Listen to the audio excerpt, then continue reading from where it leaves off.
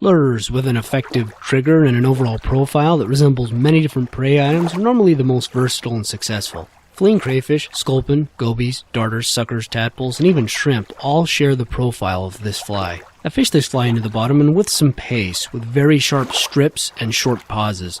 The fly will dart and flutter, and you can add a little split shot to keep it near the bottom. You can see the video and article for more details on fishing it, but for now, here's how to tie it. So lay a thread base over an extra wide gap worm hook.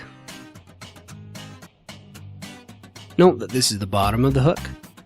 But take your thread to just behind the hook point. Then burn the thread over any major gaps.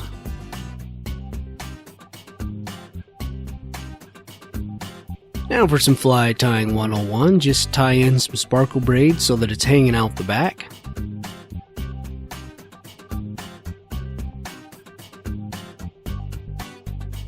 Now let's wrap some lead on with a smile on our face. I do about 10 to 14 wraps on this pattern.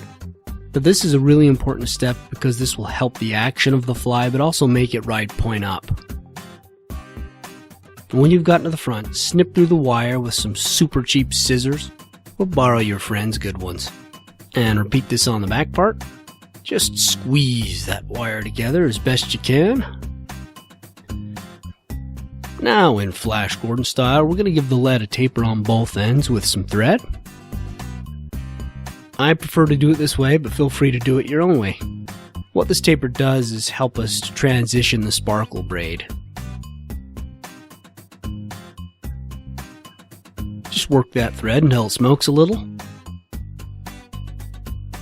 Now once you've got the thread to the front, wrap your sparkle braid forward.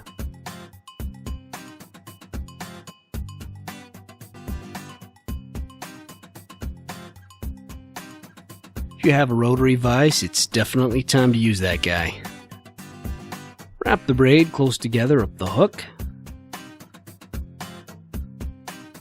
Grab some popcorn here until I finish.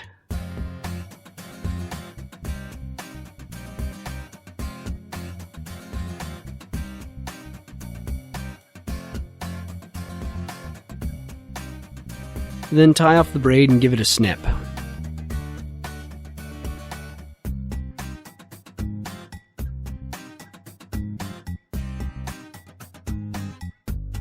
And give the fly a quick whip finish.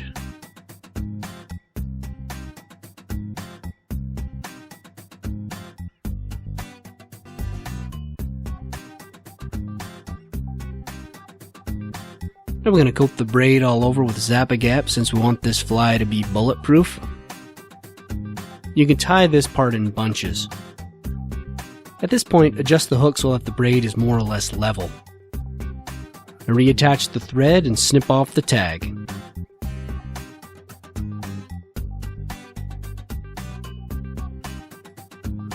Bring in some extra select craft fur.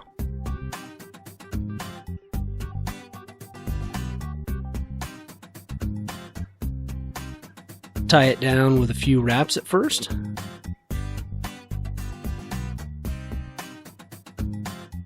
But then fold the fibers back and tie back over these slightly.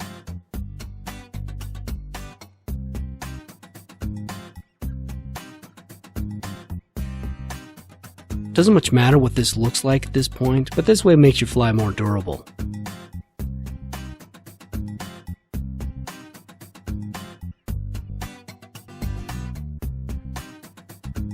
Now cut off the excess craft fur and whip finish the fly again.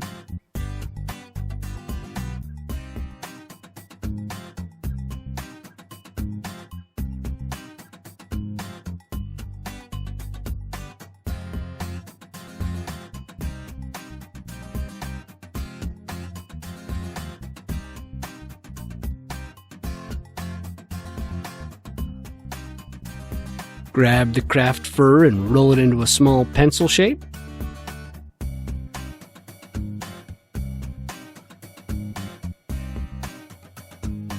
Now add some stripes up the craft fur if you like.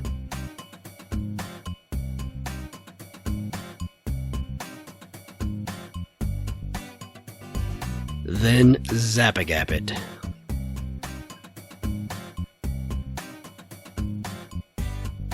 this point we're going to adjust that hook so that the neck is straight now. And by the way, the neck is the little part by the eye. Attach your thread and cover the neck. As a side note, you can get longer necks on these, but I just use the standard ones for this pattern. Bring up your flash and wrap it around the thread. And bring it down and wrap over it.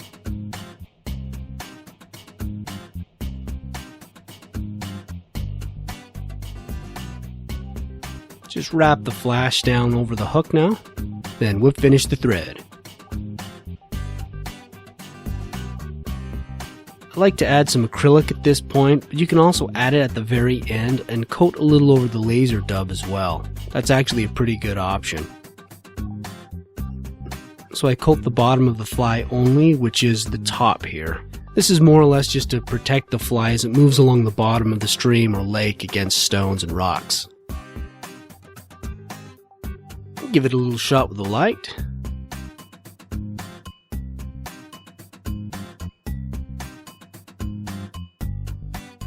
Turn it back over. I'm going to add some GSP here because it lets you tie down so hard that you give yourself carpal tunnel, and it's really durable.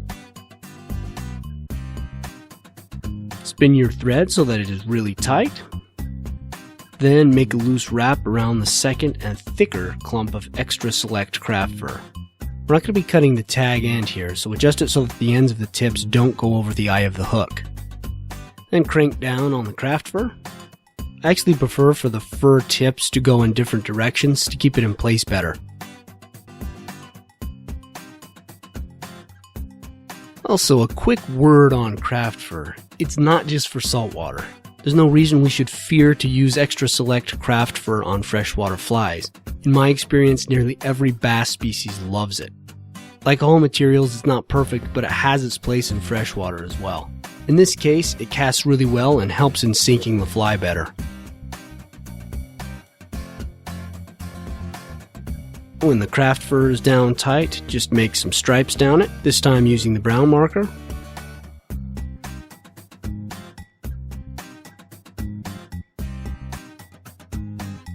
Let's make things a little cleaner here and pull down that craft fur.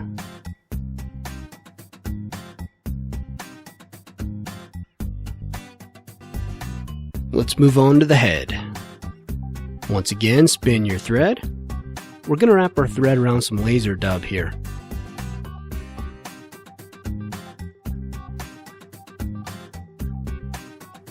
Start with loose wraps and tighten down very tightly with 3 to 4 wraps. That's what the GSP allows us to do.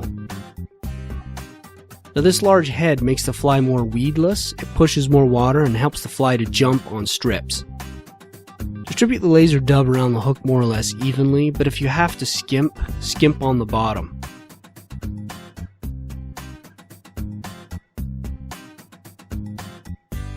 Adjust the dub and pull the GSP with a sharp pull from the bottom.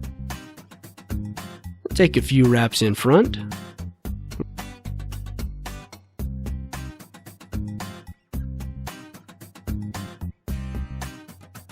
We're going to do this one more time and we should end up right in front of the eye when we're done.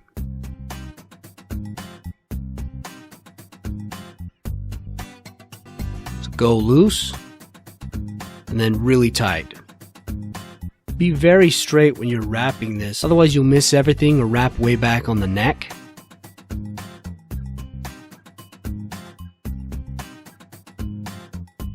Once again, spruce the hair and pull it back.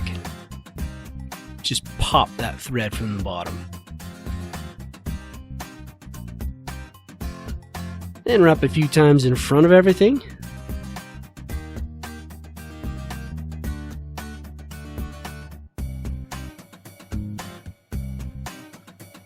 You've seen a whip finish before, but here's another one for you.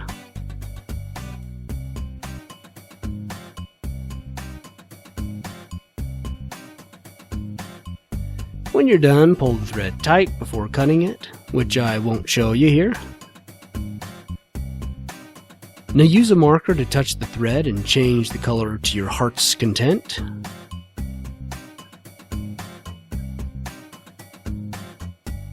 Little dabble of Zap-A-Gap. Take a bodkin to tame the mane a little bit here.